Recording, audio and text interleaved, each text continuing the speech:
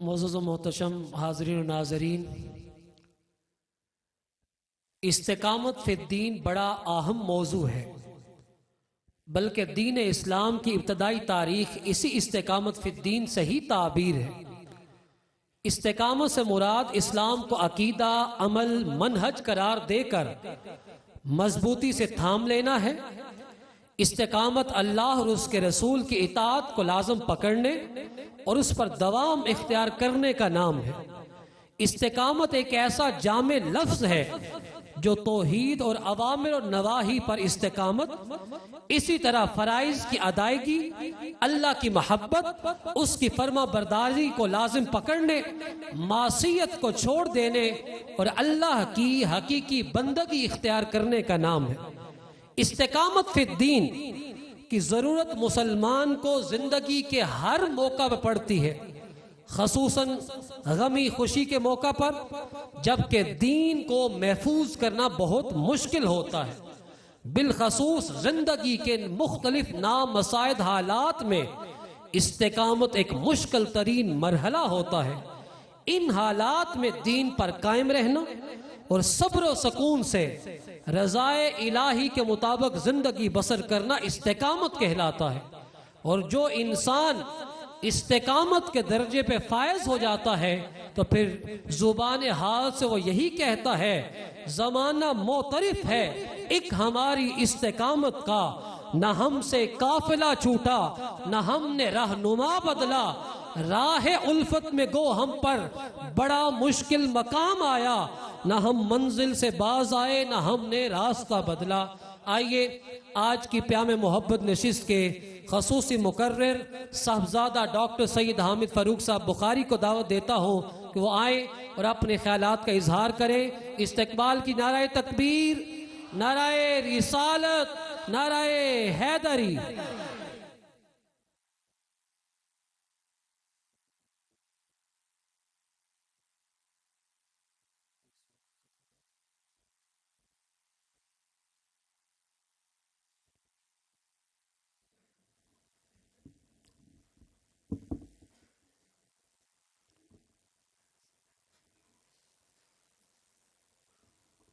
الحمدللہ رب العالمین، والصلاة والسلام علی سید الانبیاء والمرسلین والعاقبۃ للمتقین، اما بعد فاعوذ باللہ من الشیطان الرجیم، بسم اللہ الرحمن الرحیم۔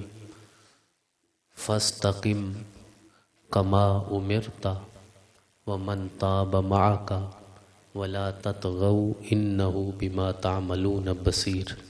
صدق اللہ العظیم۔ ان اللہ ملائکتہ یصلون علی النبی یا ایھا الذین آمنوا صلوا علیہ وسلموا تسلیما۔ اللہم صل علی سیدنا مولانا محمد وعلی آل سیدنا مولانا محمد وبارک وسلم وصلی علیہ۔ حضرات گرامی، آج کا موضوع استقامت فی الدین اور فکری بے راہ روی کے رجحانات کا سد باب۔ یہ موضوع باہم اتنی ہم آہنگی رکھتا ہے کہ جب ہم فکری بے راہ روی کے سد باب کی بات کرتے ہیں تو فکری بے راہ روی اور فکری گمراہی کے رجحانات کا سد باب صرف ایک ہی ہے، اور وہ استقامت فی الدین ہے۔ یعنی آج کے موضوع میں آپ کے سامنے مسئلہ بھی بیان کیا گیا ہے اور اس مسئلے کا جو واحد حل ہے اسے بھی بیان کر دیا گیا ہے۔ آج زمانہ پاکستان میں تو شاید ہم بڑے محفوظ ہیں، لیکن پاکستان سے باہر اگر آپ سفر کرتے ہیں تو ہماری وہاں جو اگلی نسلیں پیدا ہو رہی ہیں ان میں فکری اعتبار سے بے راہ روی کا رجحان بہت بڑھتا جا رہا ہے۔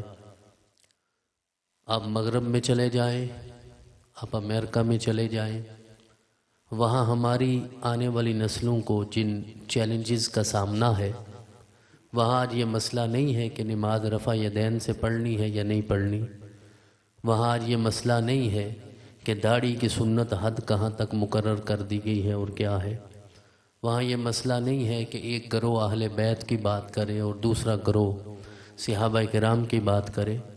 میں اپنے ذاتی مشاہدے کے ساتھ آپ کو یہ بات عرض کر رہا ہوں کہ وہاں ہمارے لوگ، ہمارے دوست، ہمارے بھائی اس لیے پریشان ہیں کہ ان کی آنے والی نسلیں الحاد کا شکار ہوتی جا رہی ہیں۔ یہ بعد کے مسئلے ہیں کہ نماز اور فقہ کے جزوی مسائل کیا ہیں، فروعی مسائل کیا ہیں، ہاتھ کہاں باندھنے ہیں کہاں نہیں باندھنے۔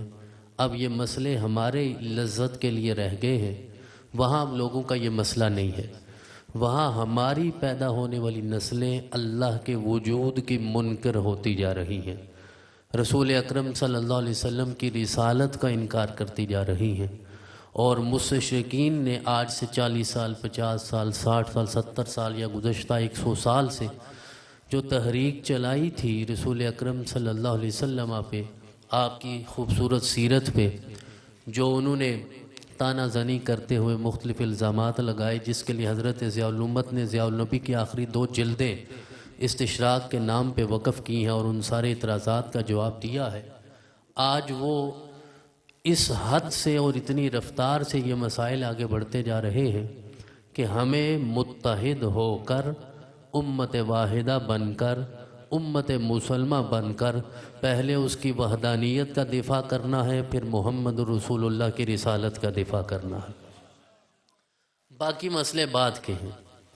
اپنی اپنی 1.5 اینٹ کی مسجد بنا کر اور دین کی تبلیغ کرنے سے بہتر یہ ہے کہ ہم متحد ہو کر، ایک امت بن کر اپنی آنے والی نسلوں کو الحاد سے محفوظ کر سکیں۔ آج اس لیے اس موضوع کا انتخاب کیا گیا ہے کہ اس فکری بیرا روی سے کیسے محفوظ رہا جا سکتا ہے۔ اس لادینیت کا جو طوفان آ رہا ہے، لادینیت کا طوفان آ رہا ہے، اس سے ہم کیسے محفوظ رہ سکتے ہیں، اور اپنی آنے والی نسلوں کو استقامت فی الدین کا درس کیسے دیا جا سکتا ہے۔ بڑا ہی خوبصورت موضوع بیان فرمایا صاحبزادہ سید ہارون الرشید شاہ صاحب نے، اور استقامت کے اتنے واقعات ہمارے سامنے انہوں نے بیان کیے ہیں کہ جب تک ان چیزوں کو ہم اپنی عملی زندگی میں شامل نہیں کریں گے، ہم اپنی آنے والی نسلوں کی تربیت کا انتظام نہیں کر سکتے۔ تو 2 چیزیں ہمارے سامنے ہونی چاہیے۔ ایک تو استقامت کے حوالے سے بھی چند مروزات میں آپ کی خدمت میں پیش کروں گا، اور دوسرا یہ ہے کہ آج ہم جو سارے داعی ہیں، جو مبلغ ہیں، اللہ کی طرف بلانے والے ہیں، جب تک دعوت کے اس اصول کو اختیار نہیں کریں گے جسے اللہ نے قرآن میں خود بیان فرمایا ہے، تو اس وقت تک ہم فکری بیرا روی کے رجحانات کا سدباب نہیں کر سکتے۔ ادعو الی سبیل ربک بالحکمہ والموعظۃ الحسنہ وجادلہم باللتی ہی احسن۔ ارشاد فرمایا سب سے پہلے حکمت ہے، اور اگر حکمت ہمارے پاس نہیں ہے، ہم حکمت کے ساتھ، اور حکمت کیا ہے؟ حکمت یہ ہے کہ آپ حق تک پہنچنے کے لیے دلائل کی روشنی میں سفر طے کرتے ہیں، اور حق میں آپ سفر کرتے چلے جاتے ہیں اور دلائل کی روشنی بکھرتی چلی جاتی ہے، یہاں تک کہ وہ حق آپ کو بھی حق تک پہنچا دیتا ہے۔ ہمارے پاس اب دلائل نہیں ہوتے، ہمارے عقائد ہیں لیکن دلائل نہیں ہیں، ہمیں ازبر نہیں ہے، ہمیں یاد نہیں ہے۔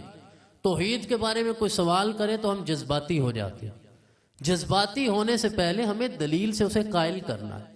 میرے بھائیوں، جو خدا کے وجود کا منکر ہے وہ قرآن کی آیت سے کیسے قائل ہوگا؟ خدا کا ہی منکر ہے تو خدا کے کلام کو وہ تسلیم ہی نہیں کرتا، تو آپ اگر صرف آیتیں ہی پڑھتے جائیں گے اور ان میں شدت کا اظہار ہی کرتے جائیں گے تو ان دلائل سے آج آپ اپنا پیغام نہیں پہنچا سکتے۔ تو آپ کو وہ شدت نہیں چاہیے، وہ دلیل چاہیے جو حکمت پر مبنی ہو۔ والموعظۃ الحسنہ، اور دوسرا درجہ ہے اچھی نصیحت۔ والموعظۃ الحسنہ، رسول اکرم صلی اللہ علیہ وسلم نے ارشاد فرمایا الدین النصیحہ، کہ دین سارا خیر خواہی کا نام ہے۔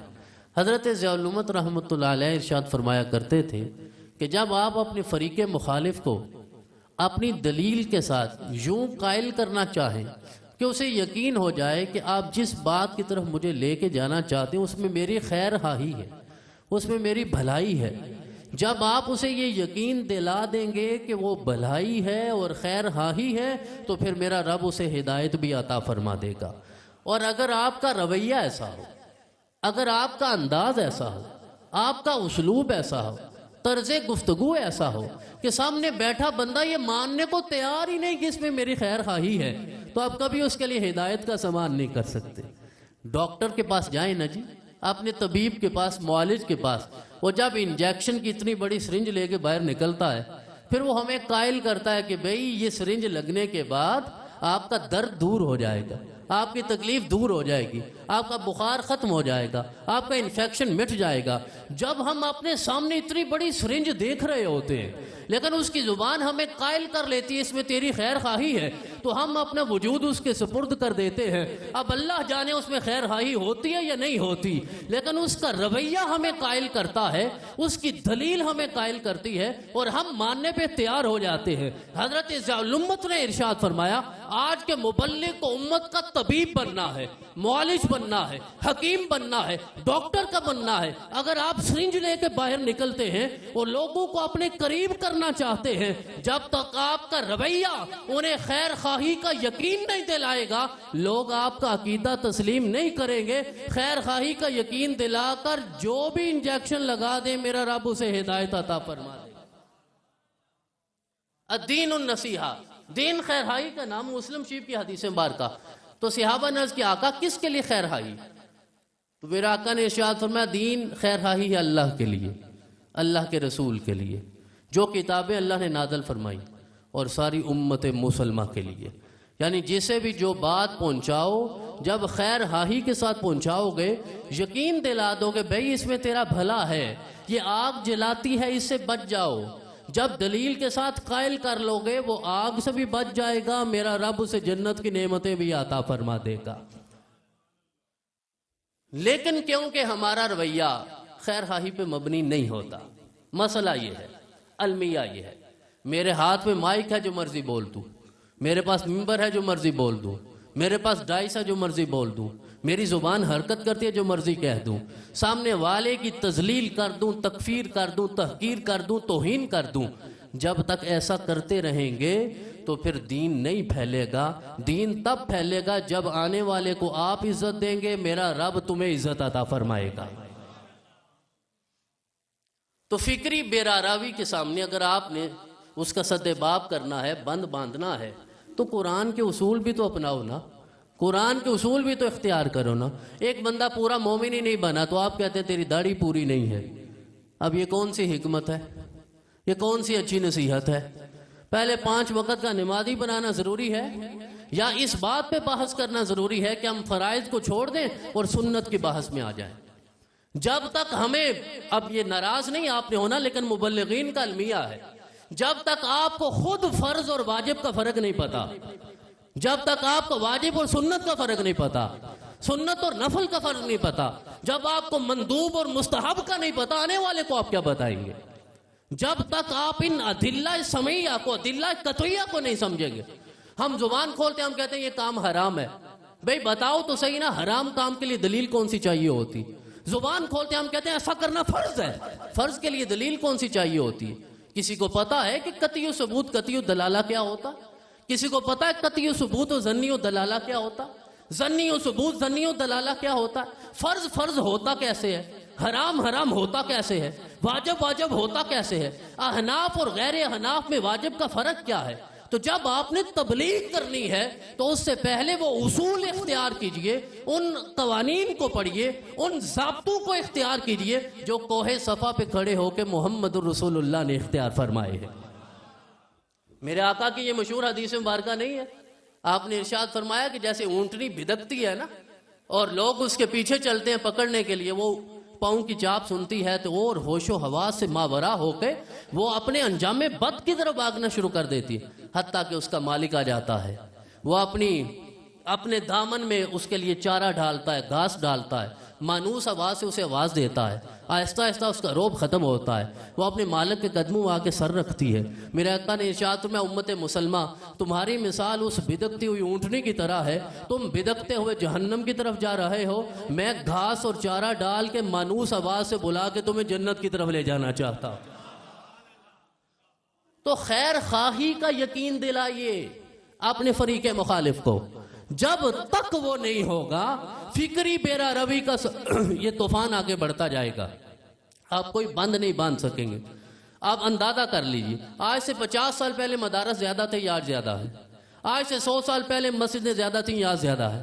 کیا آج باربیکیو کی دکانیں زیادہ ہیں یا مسجدیں زیادہ ہیں یا مدرسے زیادہ ہیں یا خانقاہیں زیادہ ہیں یا پیر زیادہ ہیں یا مبلغ زیادہ ہیں یا پی ایچ ڈی کرنے والے زیادہ ہیں؟ تعداد بڑھتی جا رہی ہے، اثر کم ہوتا جا رہا ہے.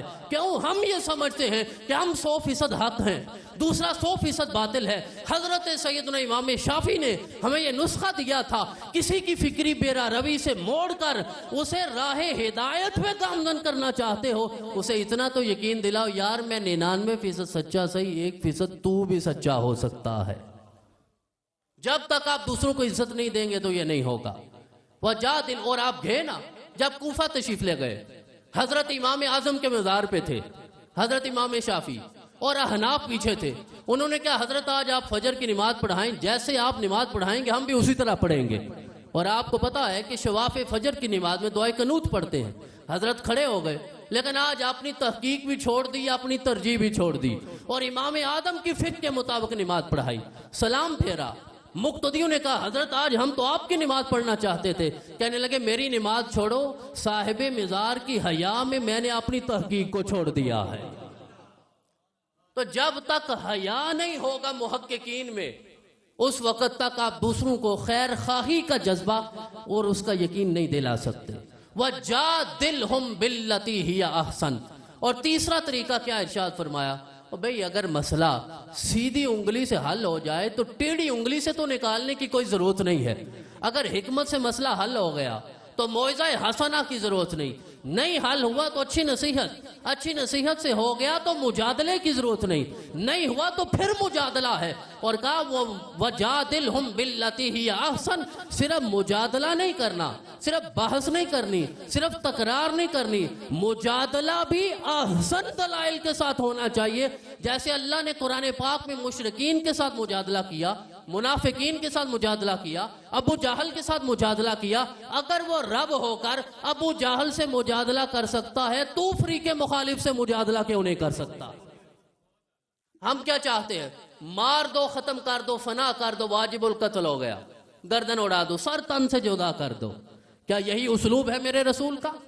میرے آقا کریم علیہ تحیت و ثنا نے یہی درس عطا فرمایا. اور میرا رب جو احکم الحاکمین ہے، احسن الخالقین ہے، ان اللہ علی کل شیء قدیر ہے، وہ پلک جھپکنے میں جو چاہے کر سکتا ہے. لیکن اس نے بھی ابو جہل کو مارنے کے لیے بدر کا نظام رکھا ہے. بدر میں لے جا کے ابو جہل کو مروایا ہے، معاذ اور موفد سے مروایا ہے. تو جب میرے رب نے ابو جہل کو چشمے زدن میں نہیں مارا، بدر کے نظام کے ذریعے مارا، تو ہمیں یہ سمجھایا میں رب ہو کے اتنا حوصلہ رکھتا ہوں تو بندہ ہو کے حوصلہ کیوں نہیں کر سکتا؟ تو مجادلہ جب تک احسن نہیں ہوگا. اب ہم یہاں بیٹھ کے ایک دوسرے کے ساتھ لڑ سکتے ہیں، جھگڑ سکتے ہیں، شدت کا مظاہرہ کر سکتے ہیں. آپ جب وطن عزیز سے باہر جائیں گے، اپنی نئی نسل سامنے کھڑے ہو کے جب سوال کرے گی تو اسے کیسے سمجھاؤ گے؟ اب انہیں کیسے قائل کرو گے؟ انگریزی ہم بولنا نہیں چاہتے، عربی ہم سیکھنا نہیں چاہتے، وہ زبانیں ہمیں آتی نہیں. تو جب اردو میں ہم بات کریں گے تو وہ سامنے بیٹھ کے تو پب جی کھیلیں گے نا. آپ وہاں جا کے جب بات کرتے ہیں کسی ملک میں جا کے، تو آپ کی جو جنریشن ہے وہ تو آپ کی بات سنیں گی، آپ کی نئی آنے والی نسل کو تو نہیں پتا آپ کیا بات کر رہے ہیں. اور آپ کہیں گے فرنگیوں کی تعلیم ہے، اسے پڑھنا نہیں ہے، یہ حرام ہو گیا. نہیں، یہ حرام نہیں ہوا. میں یہ پہلے بھی عرض کر چکا ہوں. آج کے ابو جہل جس ٹول کو یوز کرتے ہیں، آج کے محمدیوں کو بھی وہی ٹول یوز کرنا چاہیے، اسی اسلوب کو یوز کرنا چاہیے. لہذا حکمت اختیار کیجئے، فکری بیراروی ختم ہو جائے گی. موعظہ حسنہ اختیار کیجئے، فکری بیراروی ختم ہو جائے گی. پھر مجادلہ یا احسن کی بات ہے. اور آخر میں پتہ میرے رب نے کیا ارشاد فرمایا؟ ان ربک هو عالم بمن ضل عن سبیلہ وهو عالم بالمہتدین. تم یہ 3 کام کرو حکمت کے ساتھ، موعظہ حسنہ کے ساتھ، مجادلہ احسن کے ساتھ. اس کے بعد بھی کوئی کلمہ نہیں پڑھتا تو پریشان نہیں ہوا، رب جانتا ہے اس نے ہدایت کسے عطا فرمانی ہے. یہ تو میرے رب کی مرضی ہے نا، وہ جانتا ہے. ان ربک هو عالم بمن ضل عن سبیلہ. اور دوسری بات، آج ہمیں اپنی آنے والی نسل کو الحاد سے روکنے کے لیے عقلی دلائل کے ذریعے بھی باتیں سمجھانی ہوگی. عقل کی بھی ضرورت ہے۔ علماء کرام، مبلغین، محققین، عقل بڑی لازم ہے۔ ہمارا رویہ گزشتہ ایک عرصے سے ایسا رہا ہے، جہاں بھی عقل کا واسطہ پڑھتے ہیں ہم کہتے ہیں یہ کام ہی حرام ہے۔ جہاں بھی تھوڑی سی عقل کی ضرورت ہوتی ہے نا، جہاں عقل کی ضرورت ہے، ذہانت کی ضرورت ہے، ذہن لڑتا ہے، تو ہم کہتے ہیں یہ گیم بھی حرام ہے، یہ کام کرنا بھی حرام ہے، اس راستے سے گزرنا بھی حرام ہے۔ لیکن آج عقل کی ضرورت ہے۔ حضرات گرامی، عقلی دلائل کے ساتھ تبلیغ کرو گے تو میرا رب ضرور انہیں ہدایت عطا فرمائے گا۔ افلا ینظرون الی الابل، الی الابل، تو کیفا کا معنی کیا ہوتا ہے؟ کیسے؟ اور بھئی کبھی کیسے بھی تو بات کیا کرو نا، کبھی کیوں پہ تو بات کیا کرو نا۔ ہم کیا کا جواب تلاش کرتے ہیں، کیا کا جواب دیتے دیتے ہم یہاں تک پہنچ گئے۔ آج سے کیوں اور کیسے کا جواب تلاش کرو، میرا رب تمہیں ہدایت عطا فرما دے گا۔ کبھی کسی جانور کو دیکھ کے کیف خلقت پہ غور تو کرو۔ جب مبلغ غور نہیں کرے گا تو مبلغ غور کیسے کرے گا؟ جب محقق غور نہیں کرے گا تو جس نے پیغام، جس تک پیغام پہنچنا وہ کیا غور کرے گا؟ اور بھئی جب تک امام غور نہیں کرے گا مقتدی کیا غور کرے گا؟ باپ غور نہیں کرے گا بیٹا کیا غور کرے گا؟ پیر غور نہیں کرے گا مرید کیا غور کرے گا؟ اور جس کی لوگ اتباع کرتے ہیں، جو متبوع ہے، جب تک وہ غور نہیں کرے گا تو تابع کیسے غور کرے گا؟ افلا ینظرون الی الابل کیف خلقت والی السماء کیف رفعت۔ تو کیف رفعت، یہ چھوٹا سا آپ نے یہ سائبان لگایا ہے، تو اسے بلند کرنے کے لیے آپ کو کتنے سہارے تلاش کرنے پڑے؟ چھوٹا سا سائبان لگایا، تو میرے رب نے وہ آسمان بلند کر دیا اور ارشاد فرمایا کبھی غور تو کرو نا۔ جو کسی ستون کا محتاج نہیں، وہ ہدایت دینے کے لیے بھی کسی سبب کا محتاج نہیں، لیکن اللہ نے تمہیں ہادی بنایا ہے تو یہ اس کی نعمت اور اس کا انتخاب ہے۔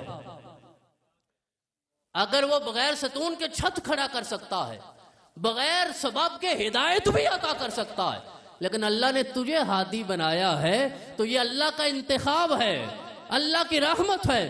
تو اللہ کے انتخاب کو حکمت کے ساتھ ادا کرتے جاؤ، میرا رب تیرے ذریعے زمانے کو ہدایت عطا فرماتا جائے گا۔ الی الابل کیف خلقت والی السماء کیف رفعت والی الجبال کیف نصبت وَإِلَى الْأَرْضِ كَيْفَ سُطِحَتْ فَذَكِّرْ انما انت مذکر۔ جب کیفا پہ کیفا خلقت، کیفا رفعت، کیفا نصبت، کیفا سطحت، اس پہ غور کر لیا، اب تم مبلغ بننے کے قابل ہو گئے ہو۔ اب تم نصیحت کرو، رب تیری نصیحت میں برکتیں پیدا فرمائے گا۔ اور ایک زاویے سے ذرا یہ بات بھی سمجھیے، حضرت امام ابن کثیر نے ان آیات کی تفسیر میں لکھا ہے کہ مبلغ کا کام کیا ہے۔ ان 4 آیتوں کے بعد میرے رب نے کہا فذکر، اب نصیحت کرو، انما انت مذکر، اب تم نصیحت کرنے کے قابل ہو گئے ہو۔ 4 چیزیں ارشاد فرمائی۔ افلا ینظرون الی الابل کیف خلقت، ارشاد فرمایا کبھی اونٹ کی طرف دیکھا ہے اللہ نے کیسے پیدا کیا؟ یا اونٹ کیوں بیان فرمایا؟ اونٹ صرف اس لیے بیان فرمایا ہے کہ اللہ کریم نے اپنی اس ساری غیر انسانی مخلوقات میں اونٹ کو جتنا صبر عطا فرمایا ہے کسی اور کو عطا نہیں فرمایا۔ اور آخر میں کیونکہ مذکر اور مبلغ تک پہنچانا تھا، دائی تک پہنچانا تھا، کہ اگر اللہ نے اونٹ کو اتنا صبر عطا فرمایا ہے تو حضرت علامہ صاحب کیوں نہیں صبر فرماتے؟ اگر اللہ نے اونٹ کو صابر پیدا فرمایا، کیف خلقت، ذرا غور تو کرو نا، اللہ نے کتنا اسے صابر پیدا فرمایا، اور آپ 2 دن تبلیغ کرتے ہیں اور آپ بے چین ہو جاتے ہیں، بے قرار ہو جاتے ہیں، پریشان ہو جاتے ہیں۔ کہ مبلغ سچا تب بنے گا جب رب اسے صبر کی توفیق بھی عطا فرمائے گا۔ وَإِلَى السَّمَاءِ كَيْفَ رُفِعَتْ، اور دوسری آیت میں ارشاد فرمایا آسمان کی طرف دیکھو میں نے کیسے بلند کر دیا ہے۔ تو آسمان جیسے بلند ہے نا، اسی طرح حضرت مبلغ کا عزم بھی بلند ہونا چاہیے۔ اگر آپ کا عزم بلند نہیں ہوگا تو آپ مبلغ اور مذکر بننے کے قابل نہیں ہوں گے، مذکر بننے کے قابل نہیں ہوں گے، مذکر بننے کے قابل نہیں ہوں گے اگر آپ کا عزم بلند نہیں ہوگا، پھر آپ مونس بن جائیں گے۔ مذکر اور مذکر بننا چاہتے ہو تو عزم کو بھی بلند رکھو، صبر بھی اختیار کرو، رب تذکیر بھی عطا فرمائے گا، نصیحت بھی عطا فرمائے گا۔ وَإِلَى الْجِبَالِ كَيْفَ نُصِبَتْ، اور ارشاد فرمایا پہاڑوں کو دیکھو میں نے کیسے نصب کر دیا. پہاڑوں کا بھی عزم مصمم ہوتا، زمانے کی کوئی چیز انہیں ہلا نہیں سکتی. اور جس طرح ہارون الرشید شاہ صاحب نے کہا میرا آقا نے ارشاد فرمایا دائیں ہاتھ پہ سورج آ جائے بائیں ہاتھ پہ چاند آ جائے پھر بھی میں راہ ہدایت کو نہیں چھوڑوں گا. اتنا جب تک عزم مصمم نہیں ہوگا میرا رب برکت عطا ہی نہیں فرماتا. وَإِلَى الْأَرْضِ كَيْفَ سُطِحَتْ. اور چوتھی آیت میں ارشاد فرمایا جس طرح یہ زمین تمہیں بچھی بچھی نظر آتی ہے نا، جب تک تیرے وجود میں عاجزی نہیں ہوگی میرا رب برکتیں عطا نہیں فرمائے گا. تو سوچ بلند ہونی چاہیے، صبر ہونا چاہیے، عزم مصمم ہونا چاہیے، اور انسان کے وجود میں عاجزی ہونی چاہیے. یہ چار عناصر جب ملتے ہیں پھر میرا رب تمہیں مبلغ بناتا ہے، اور جب ایسے مبلغ ہوتے ہیں پھر وہ استقامت فی الدین کا درس بھی دیتے ہیں اور فکری بیرا روی سے اپنی آنے والی نسل کو محفوظ بھی کر لیتے ہیں. اور استقامت کے حوالے سے جس طرح یہ بات آپ نے کیونکہ پہلے تفصیل کے ساتھ سن لی ہے کہ قربانیاں کئی طرح کی ہوتی ہیں. مالی قربانی بھی ہوتی ہے، کبھی جانی قربانی ہوتی ہے، کبھی جسمانی قربانی ہوتی ہے. جانی قربانی اور جسمانی قربانی میں بھی فرق ہے. کبھی صرف جسم کا کوئی حصہ اللہ کی بارگاہ میں پیش کرنا ہوتا ہے اور کبھی ساری جان پیش کرنی ہوتی ہے.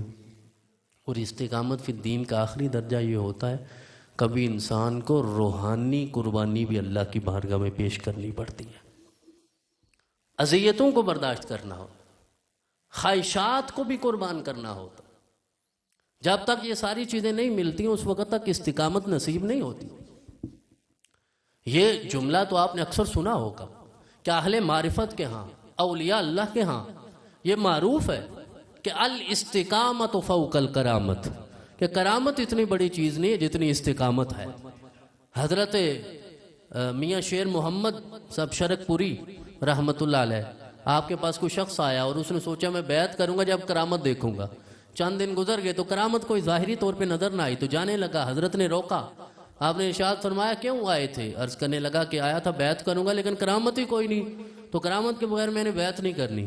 آپ نے فرمایا اتنے دنوں میں کوئی ایسا کام دیکھا ہو جو شریعت کے مزاج کے مخالف ہو، مطابق نہ ہو؟ کہنے لگا ایسا کوئی کام تو نہیں دیکھا. تو آپ نے ارشاد فرمایا کرامت کو چھوڑو، اللہ نے ہمیں صاحب استقامت بنایا ہے. تو استقامت بڑا کام ہے جس کے لیے جان کی قربانی، مال کی قربانی، جسم کی قربانی، روح کی قربانی، خواہشات کی قربانیاں بھی کرنی پڑے.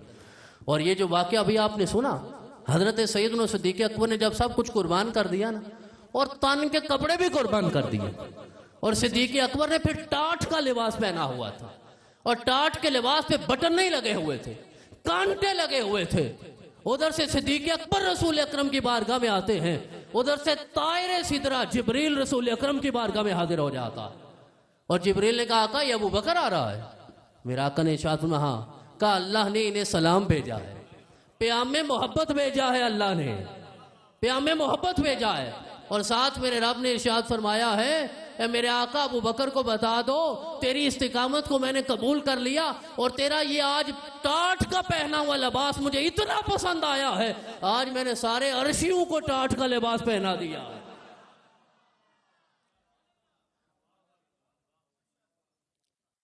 تو یہ آسان تو نہیں تھا یہ کرنا.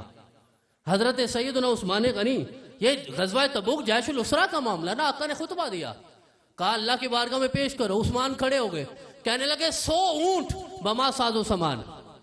میرا آقا نے قبول کیا. دوسری طرف توجہ فرمائی، فرمایا اور ترغیب دیتا ہوں. پھر عثمان کھڑے ہوئے، کہے ایک اور 100 اونٹ بما ساز و سامان. پھر میرے آقا نے کہا آقا 300 اونٹ بما ساز و سامان آپ کی بارگاہ میں پیش کرتا ہوں. میرے آقا نے مسکرا کے کہا عثمان تو 300 اونٹ میری بارگاہ میں پیش کرتا ہے، میں اللہ کی جنت میں محل تمہیں عطا فرماتا ہوں. اور استقامت کا اجر بھی بہت بڑا ہے، بس ہے بڑا اوکھا کرنا، لیکن کر جاؤ تو اجر بہت بڑا. حضرت ابو سلمہ، حضرت ام سلمہ رسول اکرم کی بعد میں زوجہ بنی، اللہ نے کتنا مقام عطا فرمایا. ابھی اس وقت ہجرت کا موقع تھا نا، ابو سلمہ جا رہے تھے تو مکے والوں نے روکا، کہا کہ یہ زوجہ بھی یہاں سے لی تھی، واپس کرو، بیٹا بھی واپس کرو، تنہا جاؤ. چھوڑ دیا. پھر حضرت ام سلمہ کے پاس بیٹا تھا سلمہ، ابو سلمہ کے خاندان نے کہا یہ ہمارا بیٹا، تم واپس کرو. خاوند بھی چلا گیا، بیٹا بھی چلا گیا، مال بھی چلا گیا. پورا سال حضرت ام سلمہ اس ٹیلے پہ جا کے آنسو بہایا کرتی تھی جہاں جدائی ہوئی تھی حضرت ابو سلمہ کے ساتھ. بس میرے رب کو کوئی پتہ نہیں کون سا آنسو پسند آ گیا ام سلمہ کا. وہ کل تک نیری ام سلمہ تھی، آج سارے مومنین کی ماں بن گئی. کل تک صرف ام سلمہ تھی، آج ام المومنین ہو گئی. میرے آقا نے اسے اپنی بارگاہ میں قبول فرما لیا. تو یہ جو روح کی قربانی دینا ہوتا ہے نا، یہ آسان کام نہیں. جنگ قادسیہ میں حضرت خنسا کے 4 بیٹے قربان ہو گئے. حضرت خنسا کے، اور کہتے ہیں قبول اسلام سے پہلے بس ان کا بھائی مرا تھا کسی جنگ میں. ہر وقت روتی رہتی، بلکتی رہتی، مرثیے کہتی رہتی. لوگ سمجھاتے اثر کوئی نہ ہوتا. کلمہ پڑھا تو جنگ قادسیہ میں 1 نہیں 2 نہیں 3 نہیں 4 بیٹے چلے گئے. آپ کو تعزیت کرنے گیا تو کہنے لگے تعزیت کیوں کرتے ہو؟ مبارک دو، اللہ نے مجھے 4 شہداء کی ماں بنایا ہے. کوئی 1 شہید کی ماں ہے، کوئی 2 شہیدوں کی ماں، میں 4 شہیدوں کی ماں ہوں. تو پھر قربان جاؤ نا فاطمہ تو زہرا پہ، جو 4 شہداء کی ماں نہیں. قیامت تک جو شہید ہوگا حسین کے صدقے میرا رب اسے فاطمہ کی امیت ہی عطا فرماتا رہے گا. تو حضرات گرامی، یہ ساری قربانیاں دینے کے بعد پھر یہ گلستان آباد ہوتے ہیں، پھر یہ گلشن آباد ہوتے ہیں. حضرت جابر کہتے ہیں کہ جنگ بدر کا موقع تھا. رسول اکرم نے ارشاد فرمایا کہ بس 1 قدم دور رہ گیا ہے میرے صحابہ، تم جنت میں پہنچنے والے ہو. تو ایک صحابی کھجوریں کھا رہے تھے نا، ہاتھ میں کھجوریں تھی. تو عرض کرنے لگے آقا کیا آپ نے ارشاد فرمایا ہم سے کتنی جنت دور رہ گئی؟ میرے آقا نے ارشاد فرمایا میرے غلام اتنی دور رہ گئی جتنا وقت صرف کھجور کھانے میں لگتا ہے. تو کھجوریں پھینک کر کہنے لگے آقا کھجوریں اب جنت میں جا کر کھاؤں گا. تو بہرحال یہ سفر ایسا ہے جو اس پہ چل پڑتا ہے پھر اسے کوئی ہوش نہیں رہتا. حضرت سعد بن خیثمہ، خسیمہ نہیں خیثمہ، رسول اکرم نے جنگ بدر کا اعلان کیا تو ان کے والد حضرت خیثمہ اور حضرت سعد بن خیثمہ دونوں اکٹھے بیٹھے. خیثمہ نے کہا میں جاؤں گا تم گھر رہو. وہ کہنے لگا ابا حضور نا یہ معاملہ کوئی نہیں، آپ گھر رہیں گے میں جاؤں گا. پھر فیصلہ کوئی نہیں ہو رہا تھا، قرعہ ڈالا گیا، پرچیاں ڈالی گئی تو پرچی حضرت سعد کے نام نکلے. وہ جب جنگ بدر میں جاتے ہیں میرے رب نے پھر انہیں شہادت کی نعمت عطا فرمائی. جنگ احد میں سعد بن ابی وقاص، عبداللہ بن جہش دونوں نے دعائیں کی تھیں. سعد بن ابی وقاص نے کہا مقابلہ کروں، جنگ لڑوں، ماروں، تیری بارگاہ میں غازی کا مرتبہ پاؤں. تو حضرت عبداللہ بن جہش نے کہا میں ماروں پھر مارا جاؤں، پھر ناک کٹے پھر کان کٹے پھر میرا مسلح بنایا جائے. سعد کہتے میں دعا کرتا رہا، وہ دعا کرتے رہے، میں آمین کہتا رہا. جب شام کو دیکھا تو کان بھی کٹے ہوئے تھے، ناک بھی کٹی ہوئی تھی. میرے آقا اوپر کھڑے ہو کے آنسو بہانے لگے. میں نے عرض کیا آقا کل انہوں نے دعا کی تھی کہ میرے اس طرح ناک کان کٹ جائیں اور جب اللہ کی بارگاہ میں جاؤں میرا رب سوال کرے کہ یہ کس نے کاٹے تھے تو میں کہوں مولا تیری رضا میں کٹوا کے آیا ہوں. اچھا یہ حوصلہ کہاں سے آئے گا کہ دعا بندہ خود کرے کہ مولا میری ناک کٹ جائے، میرے کان کٹ جائے، میری زبان کٹ جائے. یہ وہ استقامت کا جذبہ ہے جو اللہ کریم نے محمد رسول اللہ کے غلاموں کو عطا فرمایا ہے، جو آج بھی اختیار کرے گا. جب تک وجود میں استقامت نہیں ہوگی آپ فکری بیرا روی سے دوسروں کو روک نہیں پائیں گے. بس اپنے وجود کو استقامت والا بنا لو، تیرے وجود کے صدقے میرا رب ساری امت کو امت مستقیم بنا دے گا.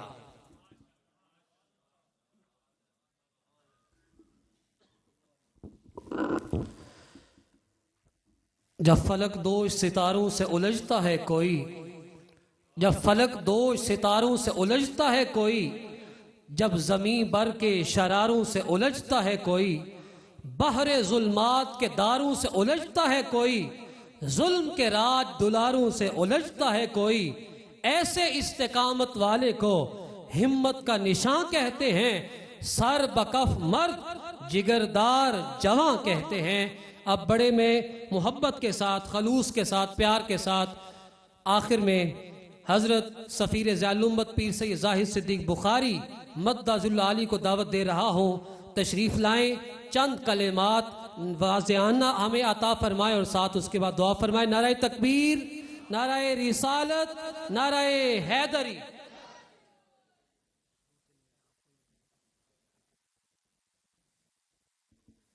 بسم اللہ الرحمن الرحیم. صراط الذین انعمت علیہم. میں اپنے بچوں کی گفتگو سن رہا تھا اور بڑی خوشی محسوس ہو رہی تھی. استقامت جیڑی ہے انعام والوں کی غلامی دے نال نصیب ہوندی. اللہ دے محبوب بندے دی غلامی اختیار کریے پھر اللہ نعمت عطا کر میں حضور دی عالم دی غلامی اختیار کی تھی تے اج اللہ تعالیٰ نے میرے بچے نو نعمت عطا کی تھی کہ انہاں دیاں زبان کھل دیاں نے کدے خدا دا گل کر دیں کدے مصطفیٰ دیاں گلاں کر میں ساری گفتگو سن کے تو منو حضور دی عالمت رضی اللہ عنہ دا زمانہ یاد آ رہا تھا آپ جدھر فارغ التحصیل ہو کے آئے الازہر تو تے آپ نے دارالمحمدیہ غوثیہ دے اندر دو تعلیمہ دا آغاز کیتا دینی اور دنیاوی تعلیم دا لوگوں نے اعتراضات شروع کر دیتے انگلش بھی شامل تھی لیکن کچھ لوگوں نے آپ دی خدمت عرض کی تھی کہ جواب دیو آپ فرمایا میرے کو جواب دینے دا وقت نہیں اگر میں غلط ہاں تو میں کس دا وقت نہیں ضائع کرنا چاہتا اگر میں صحیح ہاں تو میرا کم لوگوں نے جواب دے گا وقت گزر گیا ایک چھوٹا جا واقعہ 2 منٹ سیکنڈ چرد کر کے اجازت لینا سن 1974 دے اندر میں بیرا شریف دے اندر حاضر سا غازی اسلام پیر محمد شاہ صاحب رحمت اللہ علیہ دا عرس مبارک تھی وہ تے پاکستان دے خطیب پاکستان آئی تیار کوئی خطیب پاکستان ہے پیر سید فیض الحسن شاہ صاحب عالم محارب والے رحمت اللہ علیہ آپ گفتگو فرما رہے سن جی میں عرض کرنا چاہنا آپ نے ارشاد سنوایا پیر صاحب نے نصاب بنایا میں بھی مخالفت کی تھی زید نے بھی بکر نے بھی لیکن آپ نے فرمایا میرا کم جواب دے گا وہ الفاظ قبلہ پیر صاحب دی زبان تے سن سب تشریف فرما سن آپ دن عجز و انکساری سی آپ دی گردن جھکی رہندی سی